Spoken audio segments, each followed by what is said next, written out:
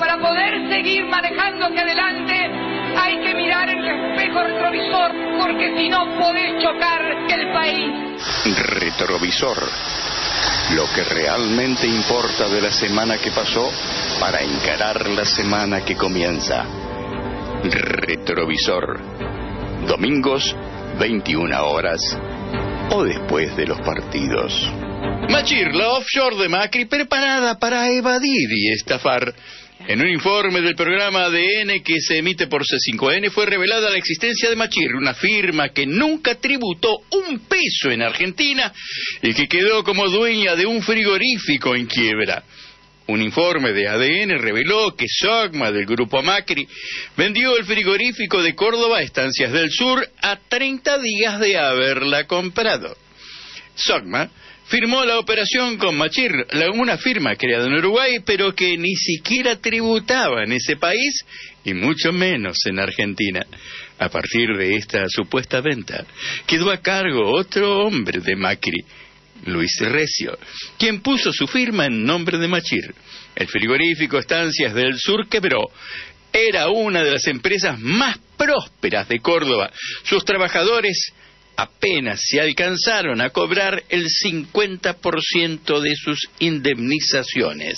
A propósito del tema, tenemos en línea a Miguel Ponce de León, uno de los periodistas que participó en esta investigación, que conforma el equipo de ADN, un equipo de periodistas muy valientes, que realmente nos sacamos el sombrero. Normalmente hablamos de ellos acá en nuestro programa. ¿Cómo estás, Miguel? Muy buenas noches. ¿Qué tal? Buenas noches, ¿cómo están?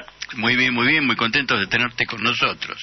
Bueno, felicitaciones, ¿no? La verdad que en estos momentos en que el periodismo es una suerte de equipo de muñequitos de torta, donde repiten lo que le dictan por la cucaracha, tener hombres y personas que respetan la profesión, que la dignifican, es un gran alivio, Miguel.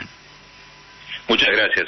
Lo que, buscamos sobre todo es imponer o tratar de meter en agenda temas que no están, y que esos temas tengan que ver con sobre todo algunos hechos de corrupción de los que están en este momento en el poder. Algunos de esos hechos de corrupción tienen que ver, por ejemplo, con lo que vos estabas mencionando de la empresa esta Machir, una empresa offshore con la que Macri generó negocios que le permitieron vaciar el frigorífico Estancias del Sur. Te diría que es como un capítulo más de un manejo que tiene el presidente Macri con las sociedades offshore. Una sistemática. Sí, es una cuestión sistemática, planificada. Cuando se conocieron los Panama Papers, de alguna manera lo trataron primero de ocultar, después de justificar. Macri fue mintiendo varias veces con ese tema. Es un fenómeno bastante complejo. A mí me tocó, por ejemplo, en lo que tiene que ver con esto, preparar informes sobre las offshore de Macri, del gobierno, y me encontré con que había una cantidad muy importante de funcionarios de Cambiemos con cuentas offshore. Si vos pones, hay una página que se llama www.open Corporate. Vos pones algunos nombres de personajes importantes de Cambiemos y aparecen que tienen cuentas offshore. Estas cuentas, en general, las utilizan de mínima para pagar menos impuestos. De ahí puedes sumarle que pueden estar sospechosos de usarlas para lavar plata o generar negocios espurios. Bueno, estas son algunas de las cosas que lo fuimos encontrando en lo que tiene que ver con tratar de hacer periodismo de investigación, denunciar algunas cosas que están ocultas. En el caso de Machir te diría que es un capítulo más de todas las irregularidades vinculadas a Cambiemos, que tienen que ver con el uso de cuentas offshore para generar, en el caso de la Estancia del Sur, vaciamientos, y en otros casos, por lo menos, evadir plata. Claro. Vos sabés que nosotros venimos insistiendo desde el programa con que la gente es compelida a decir que el fenómeno de la corrupción es un problema de la política. Y nosotros venimos diciéndole a la audiencia que el fenómeno de la corrupción es un problema de la justicia, porque si la justicia funciona, a la corrupción le resulta mucho más complicado funcionar. Ahora, cuando la justicia mira para otro lado y cuando los profesionales funcionan al revés de como deberían, porque, por ejemplo, los empresarios, ¿quiénes les avisan del tema de las offshore y cómo utilizarlas? Son economistas, son contadores, los que les enseñan a evadir, cómo evadir, dónde ponerla, etcétera. Los bancos que los llaman y les dicen, miren, si usted pone esto. Entonces, esa mecánica desde la justicia se conoce perfectamente y nada se hace.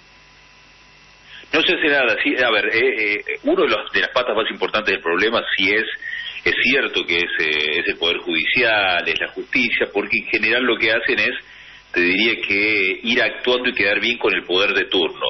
Entonces, ahí el problema es que no investigan y no hacen absolutamente nada en general, con el que más o menos está en el poder. En este caso, que está en el poder, Macri, tienen muchísimas causas de corrupción en la justicia que podría llegar a avanzar y podría llegar a generar, te diría que procesamientos o avances, y lo hacen con los que ya no están en el poder, lo hacen con funcionarios del gobierno de Cristina Kirchner o de Néstor Kirchner. Eso tiene que ver con el fenómeno de la justicia. Y otro fenómeno que es un poco, te diría que más general, que no tiene que ver con los partidos, es que la mayoría de las veces no se meten con los poderosos. Los fiscales, los jueces, claro, se meten con el que roba una gallina, con el que comete un asalto a mano armada. Por eso la cárcel está llena de pobres.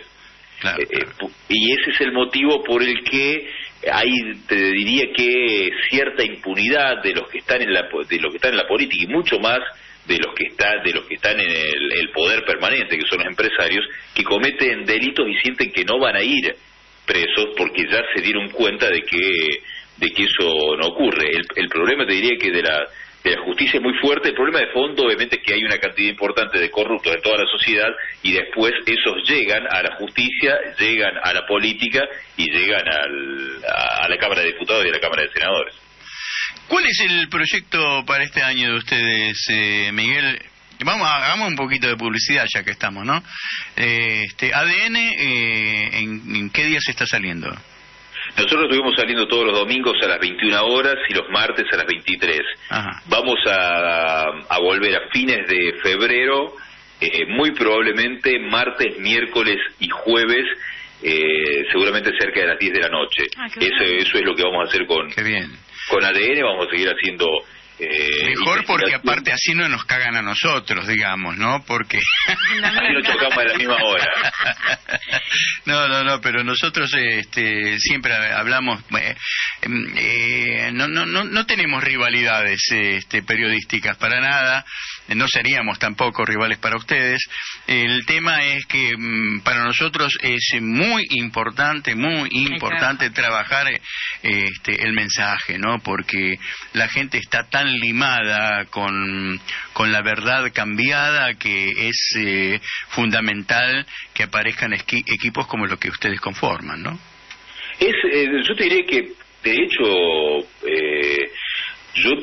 a nivel general, hasta busco, te diría que tener cierta relación con los que hacen periodismo de investigación, aun si son los que, te diría que, no investigan al actual gobierno, investigan al anterior en este sentido, porque hay muy poca cantidad de periodistas o gente que está en los medios de comunicación que hace investigaciones. O sea que ni siquiera tengo, te diré que un encono con los que, para mí, ahora investigan a los que perdieron poder y no investigan a los que tienen poder actualmente. Pero o los investigan y dejan esas carpetitas preparadas para el momento oportuno.